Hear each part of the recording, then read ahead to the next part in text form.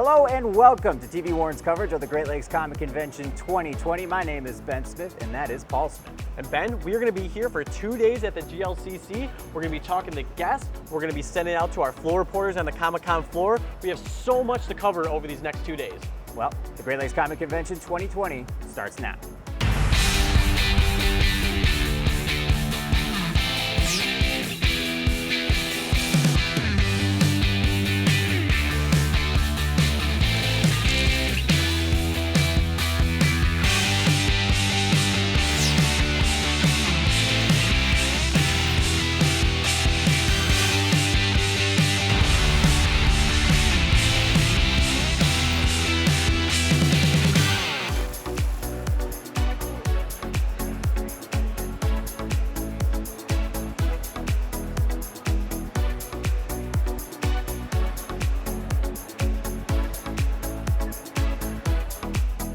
So here at the Great Lakes Comic Convention, people come from all over the state and country just to attend this event.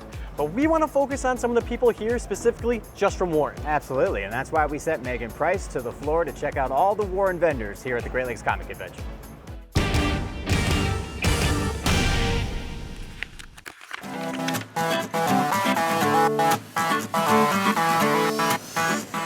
We're talking to Warren vendors at the 10th anniversary of Great Lakes Comic-Con. I'm here with Steve Bema. Hello, thanks for being here. Oh, hi, nice to be here. And so we're talking to Warren vendors. Talk to me about how does it feel to be at Comic-Con and be a Warren resident and Warren vendor? Well, I mean, I've lived in Warren for 20 some odd years now, and I think it's great that we have our own event that's, located in Warren, and luckily it's like within walking distance of where I live. I actually grew up in this neighborhood as a kid and then moved away, and then we were looking for a house. We ended up right back here. So I think it's nice for the residents that we have something like this. Otherwise, people have got to go out of state or, drive a pretty far way away to get to something like this. Well, being a self-employed artist, yeah, it's all about networking. And I've been lucky enough, I get to work from home. So, I have my routine. I check my emails, post stuff on social media, what shows I'm going to be in. And, horror movies and Comic-Cons and things like that, it's very blue collar. Warren is a very blue collar city. So, we're all kind of the same sort of, group of people here. Unpretentious. We're just workers, people going about their lives, and we can come to some place like this and all be geeks and no one's judgmental about it. I live here in Warren. I've been here for about a year and a half now.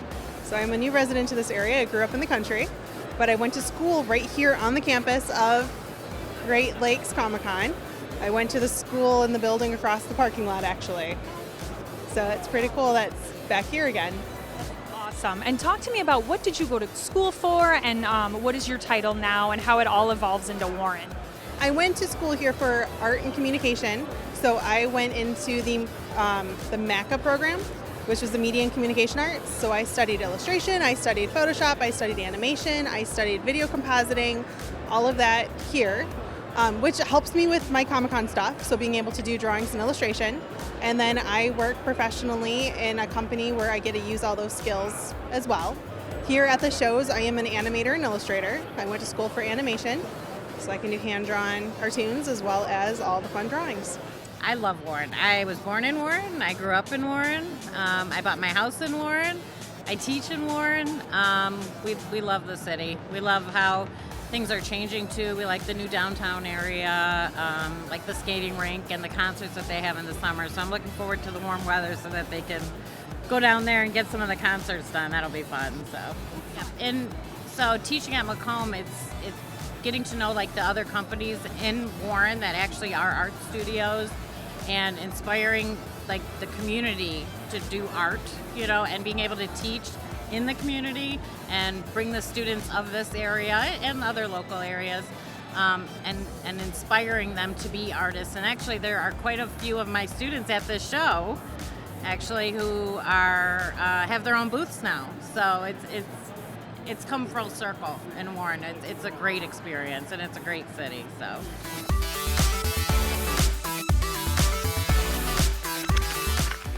Well, one of the newest segments here at the Great Lakes Comic Convention this year is Meet the Artist, and our very own Paul Smith had a chance to meet the creator of the game Q Bert.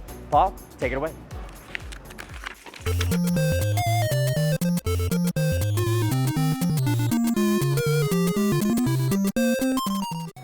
So now, on the Great Lakes Comic Convention floor, I'm here with Jeff Lee, the creator of the video game Q Bert. Jeff, thank you so much for being here. You're welcome. It's a pleasure. Awesome. So we found you here, and we saw the game Q Bert. We got the little arcade cabinet over there. First, just tell us about the game Q Bert. Okay, in Q Bert, it's from the golden age of video arcade gaming. You control Q Bert with a little joystick, and you hop around on a pile of cubes. Try to change the colors on the top to a different color. And when you complete the pyramid, you go on to the next rack. In the meantime, you must avoid all sorts of villains, anything purple or anything red coming down to get you. Oh, and you can also, if you're careless, jump off the edge. And a lot of people meet their doom that way.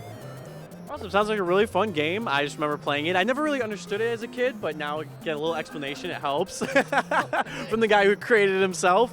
So can you tell me how you came up with a game like this? What's your background in gaming, or just tell me a little bit how you carry the game and your background in video games or whatnot. Okay, well, I've always been a gamer, but before video games, there was board games and card games and chess and stuff like that. Any rate, a friend of mine was art director at D. Gottlieb, a pinball manufacturer, and they started up a video division. He knew I was a gamer, asked if I was interested in doing the video graphics. I said yes. So I started out there, worked on a couple of games. First was a pinball video hybrid called Caveman, and then there's another game was a superhero game, kind of would really fit into this event with all the comics. And then I was tooling around with the graphics on my own. I was a big fan of MC Escher, the great Dutch artist doing all the visual illusions. So I did the tessellated cubes for fun, and then one of the programmers threw it up on the screen. Then we thought, oh, this should be a pyramid. And then Warren Davis came along, who programmed the game. He took the pyramid of cubes and started just doing programming exercises on it with gravity, dropping balls on it. And then he asked me if I have some characters to put on there. Of course, I had many characters, and so then we had a guy hopping around, and it kind of grew from that. It was a kind of evolutionary process. We were all in a big open room, and people would come by and make their own suggestions. And Warren, of course, had his own vision for the game. If he liked someone's idea, he would incorporate it or try it out. And some fell by the wayside, some were incorporated. And eventually we had this game. We thought, yeah, this is really something here. And it went together pretty quickly at that point. And we had it ready for a show at the end of the year. And it was one of the hits of 1983. Awesome. Well, thank you for telling me that story. Now I think it's time. We've learned so much about Q Bert. Let's go on and play the game Q Bert. Okay. All right, we are now here at the Q Bert video arcade cabinet, and now Jeff, kind of talk us through how to play the game Q Bert. Okay, Paul, and I would be remiss if I did not mention David Thiel, who did the audio. I hope the audio comes out, is a really big part of the game. So here we go, one player. And I will start at the top of the pyramid. Okay. My object to turn each of these.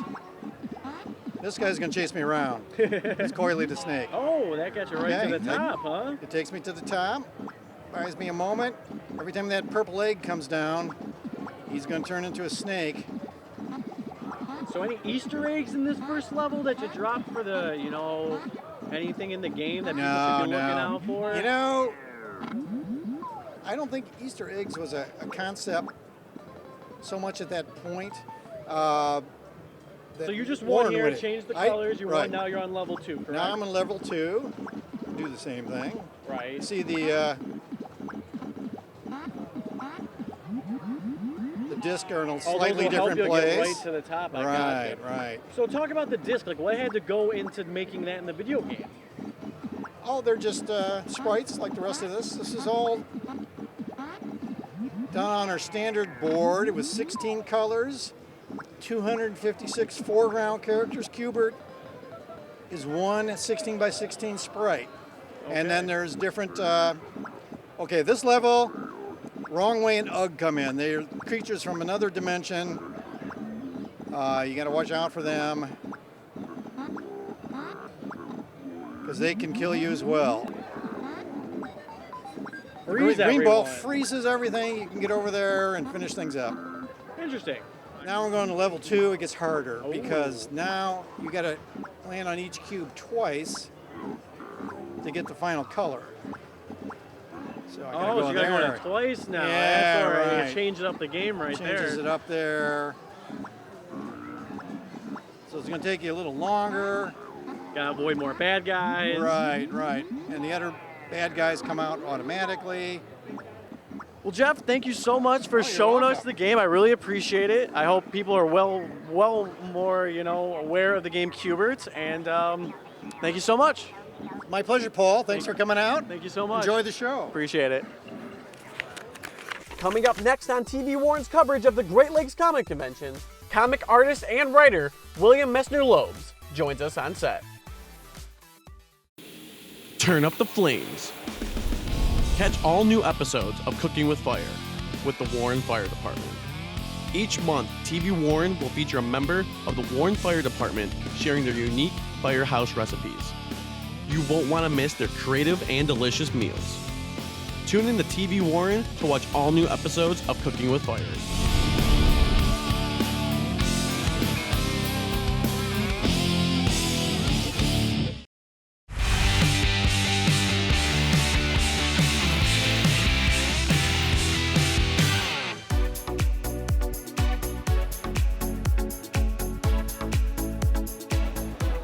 We are now joined by Bill Messner Loebs, comic book artist, cartoonist of works of DC like Wonder Woman, The Flash, and Batman.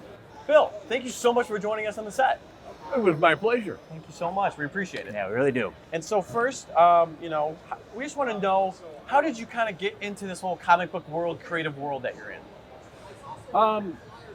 Detroit, depending on who you talk to, had either the first or second comic book convention in the world. It was called the Triple Fanfare. And I went down there, and from where I was living in Ferndale, it was no problem getting down. You could take the bus down, but then the buses would stop running, and so I always had to call my dad, and he would come and pick me back up. It was the first time I ever saw The Adventures of Robin Hood in color. I was actually meeting people who liked comic books, and it was in the old Pickford Shelby down in Detroit, and so it was not a big room like this. It was a series of little rooms that you wound your way through, and each one had a different kind of comic book memorabilia. Almost like a theme, almost type? Yeah. Okay. And I went to, you could buy like collections of Hal Foster's Prince Valiant, for example. And who knew that you could get collections of all these things? That it wasn't just ephemera, but you could actually buy things. So That's awesome. Yeah. So just a bunch of like-minded people coming together and just, really enjoying it, and you being a part of that group really flourished, yeah, because I had started reading comics pretty much. Well, I can remember getting my collection of Superman and Batman comics when I was a kid, but it was when Marvel Comics started up. I bought the first Fantastic Four and the first Spider-Man off the spinner rack. Wow. And I can remember when I was living down south, going to Piggly Wiggly and picking up the first Daredevil. Oh wow, that's crazy. So I sort of got started, at at the epicenter. Yeah, right, yeah. the core time of it. Well, you were just mentioning that you grew up in Ferndale, a town nearby, Warren here, and we were also talking up there about growing up there. But how did growing up in this area influence your art in the future? Was there a crossover from the way you grew up to what you did art-wise? A good friend of mine, Will Eisner, who created the Spirit, and his art is all sort of swooping angles and looking down and looking up. And he once said that he got that from living in New York because it was they spent all their time playing on the fire escapes, but on the sides of the buildings. Oh, right, yeah. And so you got used to that. Looking up and down, yeah. When you look at my art, it's all kind of at eye level, and my forest scenes, even though they're we're theoretically in the midst of the Michigan deep woods, everything is sort of all at one level because I grew up in the suburbs. Right. That's interesting. Okay. So I think that's Yeah. that is a Perspective. difference. Your perspective, yeah. Okay, so you've been working in the industry for a long time. What are some of the things that, in your opinion, have been for the worst for the industry and for the best?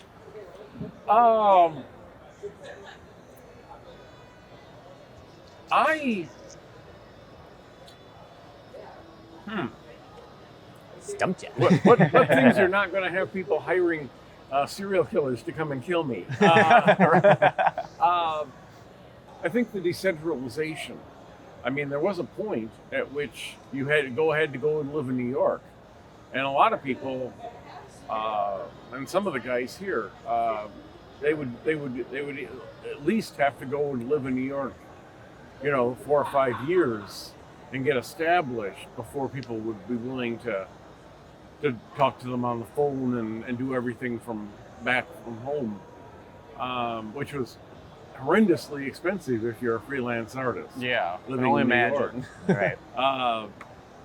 But just about the time that I was good enough to start breaking in, I broke into some of the sort of ground level comics, and I started out in Cerebus, and I was sort of in the second wave of things like ElfQuest and Cerebus and like that. And so because you suddenly had comic book stores that were selling the books, and they were selling them, they weren't renting them.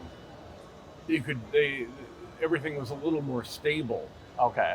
and suddenly smaller companies could print books and get them sold, and Like, so more shops, more comics, more kind of Yeah. everything. Yeah, more opportunities to see all this different comics and right. Yeah. And so there were suddenly small comic book stores, and I got hired by small comic book companies that were being supported by those stores.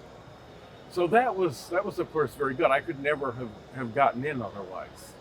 And I met Julie Schwartz, who told me I would never be able to get a place in the industry.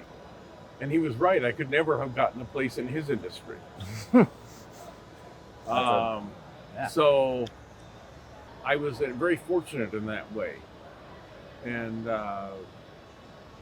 my book, Journey: The Adventures of Wolverine McAllister, made a relatively large splash in a relatively small pond.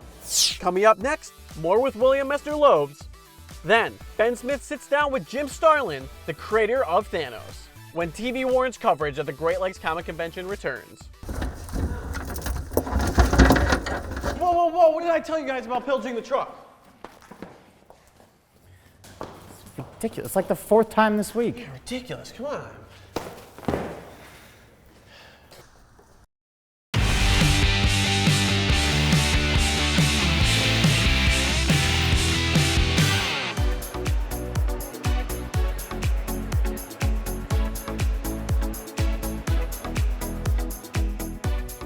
Welcome back to TV Warren's coverage of the Great Lakes Comic Convention here in 2020. We are joined by Bill Messner Loebs here, comic book artist, cartoonist, writer. You've done it all. So I want to talk about All of it. all of that stuff. Every single aspect Every bit. of the comic. I have penciled, inked, lettered, edited, And but I unfortunately didn't do all those at once. Right. Well, it's probably why you ended up winning this award, is because you've done it all. In 2017, you won the Bill Finger Award, which is a man who, unfortunately, due to circumstances, did not get the credit that he deserved on creating Batman. No doubt about it. You and Jack Kirby both won it in 2017. Can you take us back to that day and that experience of sharing the stage and having that moment? It was very, very exciting. And it was very exciting because so many of my friends had shown up for this. A lot of my friends live in California, and so they had flown me in to do this. Yeah. And San Diego is an enormously overwhelming experience, especially if you live in Howell, Michigan.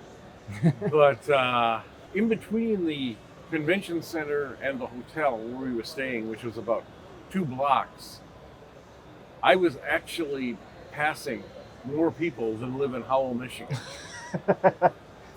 And in the 10 years since I had been back to the San Diego Comic-Con, it had grown enormously larger. I was sort of blinded and deafened and stagger into this place, but then then you're around your friends, and then you can be relaxing, and it was very nice. I got to meet all of Jack's friends. The idea is the Bill Finger Award is given to one living cartoonist and one who has passed on, and I was the living one.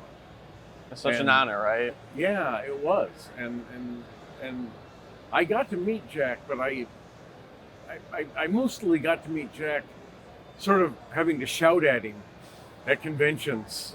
Like, hey, Jack. Yeah, and well, no, he would be down here talking to people, and he had sort of a low, gravelly voice, and but I remember him saying that the next big wave of things would be people doing comic books for old people. And I thought about it a couple of years later, and he's right, because we're all now all old, and people are making comics for us. Sure. Well, you mentioned that when last time you were in San Diego Comic-Con was 10 years before you won that award. Now, this is the 10th year anniversary of the Great Lakes Comic Convention, and you were the first guest that they were able to book back in the day when it was at VFW halls and all those things. How about the growth here? What do you think about what this has become?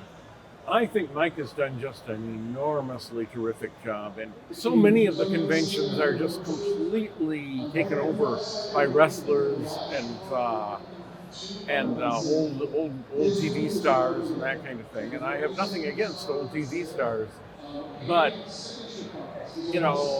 it's nice to actually have a convention which is centered around comic books. Yeah. Absolutely. And that was one of the things that I thought I would do. If I had any small celebrity, I could go to these smaller conventions and see if I can help them grow. Yeah. And at least in this case, I was actually right. Right. So seldom are those schemes of mine actually successful. But Mike really ran with this place, and it's really great. I mean, it's huge. No, It's it true, really it's is. massive, It is. yeah. It's just, Yeah. even us, because we've been here for this is our 4th year now.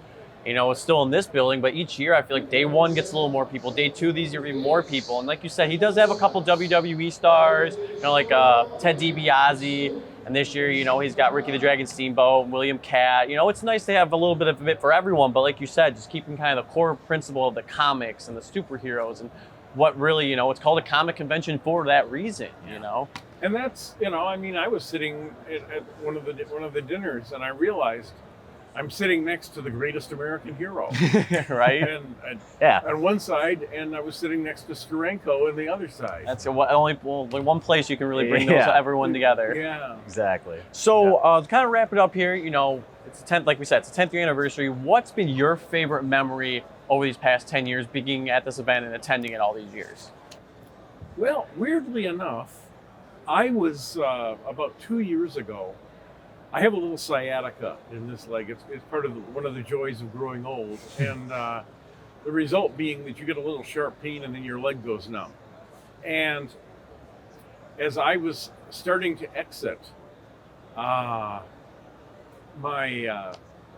booth, and I was having to walk by everybody else's booth and try to get out, and I hit some electrical cords, and my leg gave me a stab of pain, and I went numb, and I fell sideways into somebody's display. Oh no!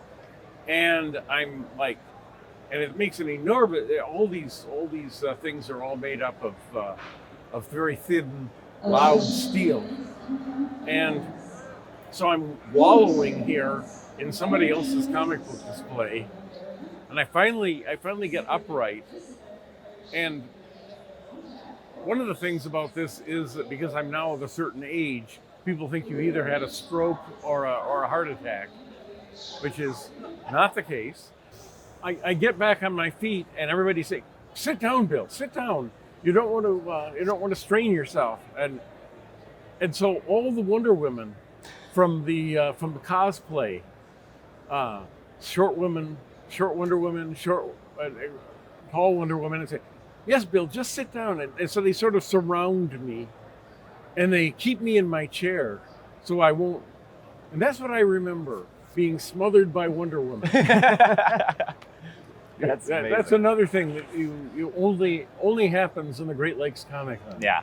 And I know it's a character that you drew, a bunch of times and wrote comic books for. So, just looking up, you're like, hey, it's all look familiar. Incredible. Well, awesome.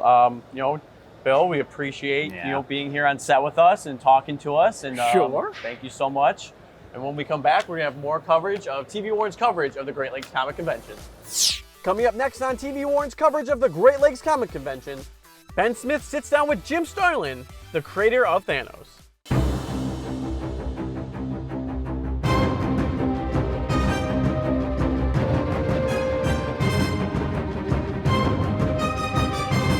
I will be getting back to the Cineplex soon to give you more reviews.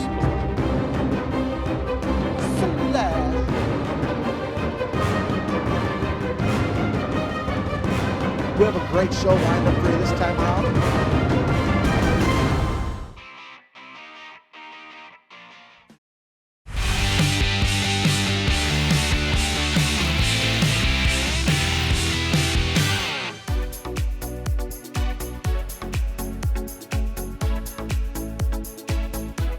A new segment here on TV Warren's coverage of the Great Lakes Comic Convention is called Meet the Creators. And that's where we're going to send Ben Smith to meet a creator of Thanos of the Marvel Cinematic Universe. Ben, take it away.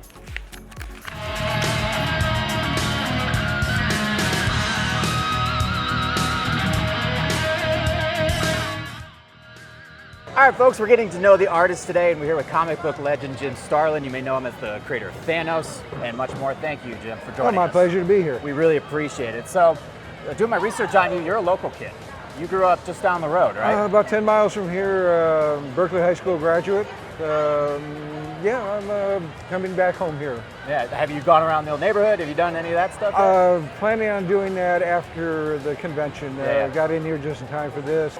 I'm curious about the creative process, especially how does living around here, growing up around here, influence your art? Well, not to badmouth Detroit, but Detroit wasn't exactly a cultural mecca back in the 1950s. Sure. At the Art Museum, the big show each year was the designers of the cars from the car companies doing futuristic shows. Yeah. I remember coming down there and they wouldn't let me sit there and try and copy something in the paintings. Yeah. They said you just can't have stuff like that. So it was sort of like comics were my only one artistic outlet that I had. And so my dad worked at Chrysler. He was a draftsman, and one of his side benefits he figured was at the end of the day stuffing his briefcase with as much tracing paper, number 2 pencils, and masking tape as he could. And he thought he was going to use it in his woodworking hobby. I discovered I could trace comic books and tape them up on the wall. And that tracing eventually became drawing. That pastime became a hobby, which became an obsession, which became a profession. So let's talk about that. You become a professional. I'm curious, what were the surprises that you found in the comic book industry? Well, the surprises came even beforehand. I remember as a kid being fascinated with comic books, and eventually there was a Green Arrow story that Lee Elias had signed, which was unheard of back in the 1950s. And at that point, it went, the light bulb went off and went, people do this for a living. I want to do this. And I was about 8 years old when I decided I want to become a cartoonist.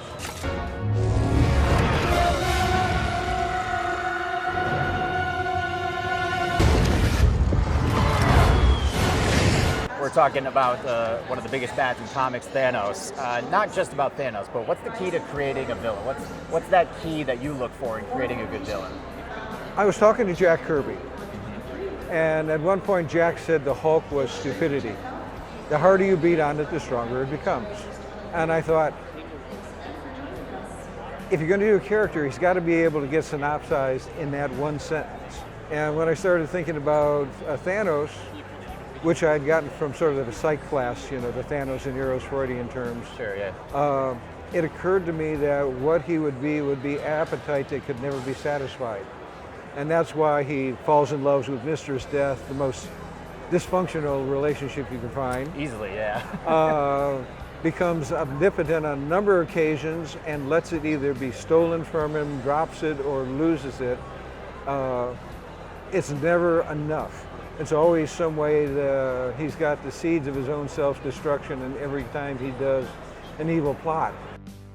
In time, you will know what it's like to lose. To feel so desperately that you're right, yet to fail all the same. Dread it. Run from it.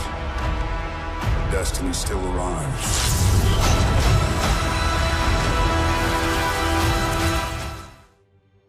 Get to the point where you got to have a moment. You got to have something that is the end game for Thanos. And in this book, Infinity Gauntlet, snapped away. I'm super curious because obviously comic book fans know what was coming, I would imagine. But in the room with you guys, when the snap was first brought up of, hey, let's destroy half of everything, what was that process like of getting together with your team, or if it was just you and coming up with that story point? And did you think it would have the effect that it did in the comics, especially? The snap itself was something that, while over in Europe and South Africa, I would see older patrons at restaurants try and summon a waiter like that. And I always thought that was like the rudest thing. Yeah. And when it came time for him to get rid of Pete, I thought, what's the most dismissive gesture he could do? And I thought, well, the snap, you know, that's it, it's over. And then George made it even more, I had him just snapping the finger in the script. George turned it into a silhouette and filled the entire panel with nothing but the hand, which made it even more dramatic. That's basically the origin of that snap. It's kind of funny, after all the years of writing, I now find that I'm probably going to be best remembered for that one 4-letter word, snap. Well, hey, we really enjoyed talking to you. Yeah, really appreciate it. Welcome home.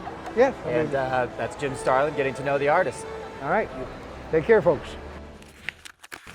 Well, that's going to do it for this episode of TV Warren's coverage of the Great Lakes Comic Convention. But we will be back to bring you much more from the Great Lakes Comic Con floor coming up in our next episode. So stay tuned, and we'll see you next time. Bye, everybody.